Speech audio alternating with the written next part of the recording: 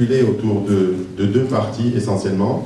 Une première partie de la matinée qui va être sous forme de 2 panels et de présentations, et l'après-midi, un atelier de solutions dans lesquels les spécialistes pourront se réunir pour pouvoir discuter d'une façon plus approfondie des solutions et toutes les alternatives proposées. Après le premier succès du forum RIMED, qui a eu lieu à Marseille, on s'est posé la question de prolonger ce forum compte tenu du succès.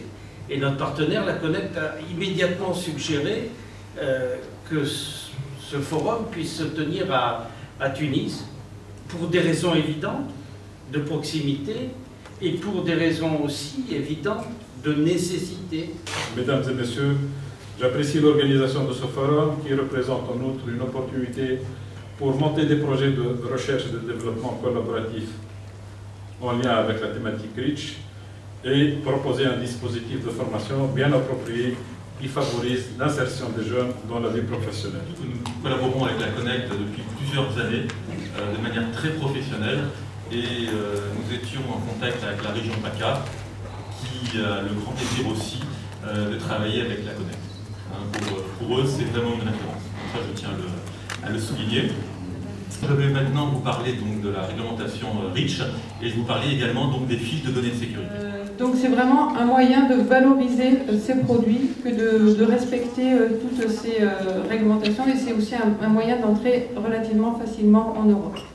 Donc le CTC a mis en place sur son site web un helpdesk REACH qui comprend donc un ensemble d'informations organisées dans 18 titres et permettent aux navigateurs de bien s'informer sur tous les aspects relatifs au règlement européen REACH. Mais surtout, je vais vous parler de l'aspect réglementaire. Et la réglementation tunisienne dans le secteur de l'agroalimentaire par rapport à la réglementation européenne. Un système de financement assez riche en outils et mécanismes, dont principalement les fonds de développement de la compétitivité, FODEC, soit PMM ou bien équipé, la prime d'investissement en recherche et développement PIRT, le programme national de recherche et innovation PNRI, le fonds de promotion et de centralisation industrielle FOPRODI, le régime d'incitation et d'innovation dans le domaine de la technologie et de l'information.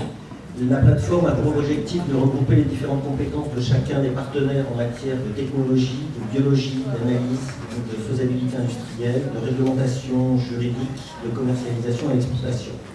Le but est de proposer aux PME et PMI européennes et tunisiennes qui le souhaitent de développer des nouveaux produits cosmétiques et pouvoir accéder à toutes ces compétences réservées normalement à de grands groupes multinationaux. Alors le but de mon association et avec les nouveaux partenaires avec qui je me suis associée, c'est de développer une filière de production et de transformation du moringa olifera. Alors les objectifs, c'est la création donc, de la filière qualitative de production et de transformation qui permettra de lutter contre la malnutrition, de lutter contre la pauvreté et de lutter contre les changements climatiques auxquels on est tous confrontés. Il existe encore d'autres moyens de diversifier les ressources au niveau régional, comme par exemple la culture de la garance qui existait dans tout le sud tunisien. Tous les tapis tunisiens, le rouge de certains tapis étaient issus de la garance. C'est encore une plante oubliée à relever.